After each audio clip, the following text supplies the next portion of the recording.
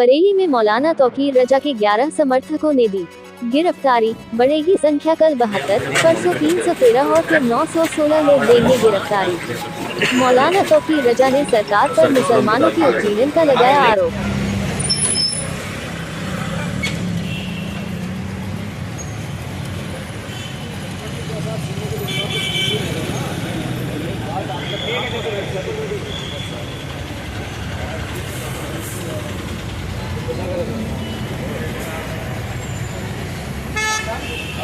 कहाँ है फरत भाई?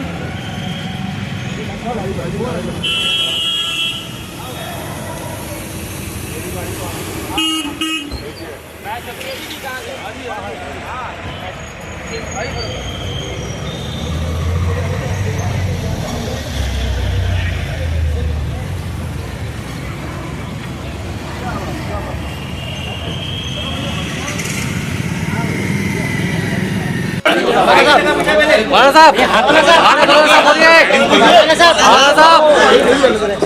बोलिए। मौलाना साहब बोलिए।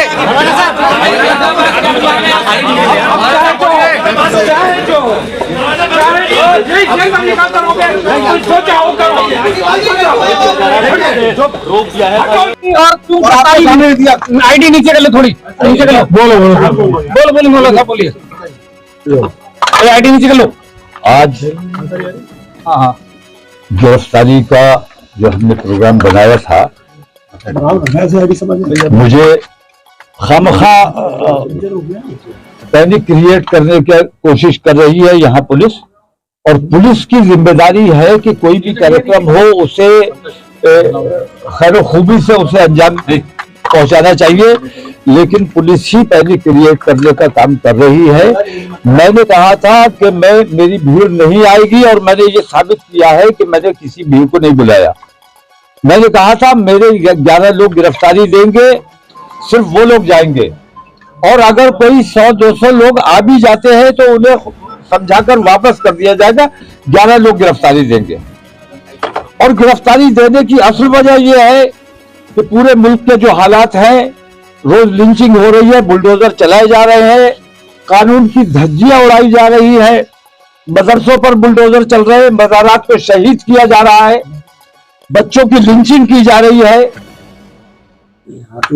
गौ सेवा के नाम पर कुछ गुंडे निकलते हैं, कुछ कुत्ते एक दो लोगों को घेर कर मार डालते हैं, उन पर कोई कार्रवाई नहीं होती है।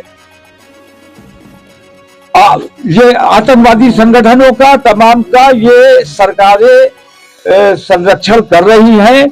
इन आतंकवादी संगठनों पर पाबंदी लगाई जाए। बजरंग दल जैसे आतंकवादी संगठन, जब तक इनको खुली छूट मिली रहेगी, देश के अमन और अमान को हमेशा खतरा बना रहेगा। देश के अमन और अमान को खतरा मुसलमानों से नहीं है, हमसे नहीं है। हम अमन वाले लोग हैं, अमन की बात करने वाले लोग हैं।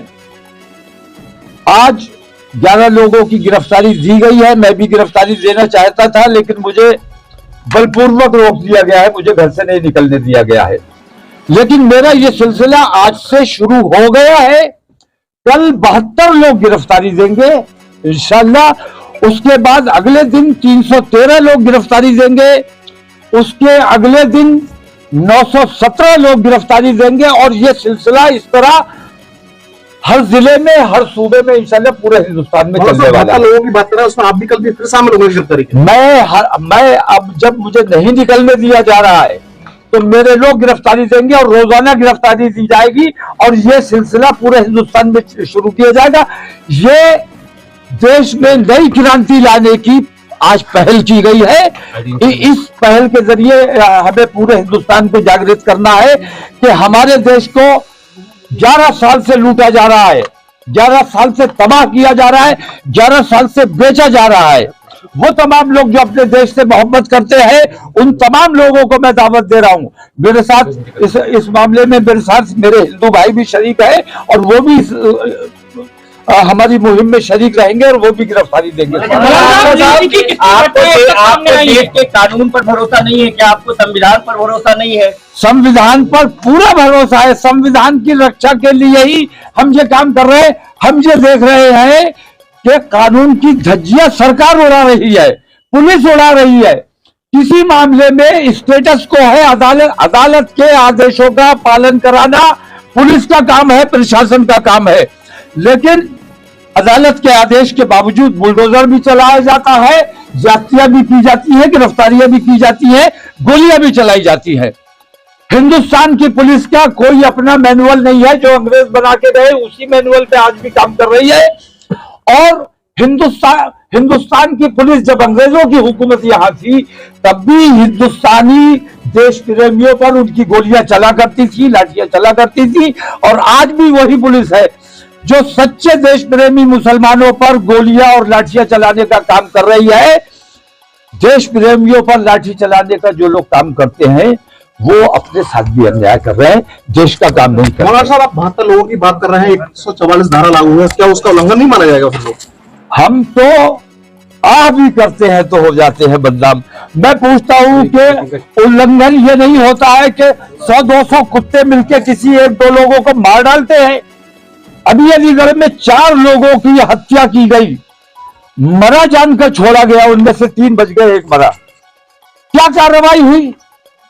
बरेली में एक वाकया होता है, कोई जुलूस निकलता है, मस्जिद के सामने जाके हनुमान चालीसा पढ़ा जाता है, वहां विवाद हो जाता है, झगड़ा हो जाता है, एक बच्चा मर जाता है। उस एक बच्चे के मरने का उसके घर वालों का गम हमें पता है, हम जानते हैं,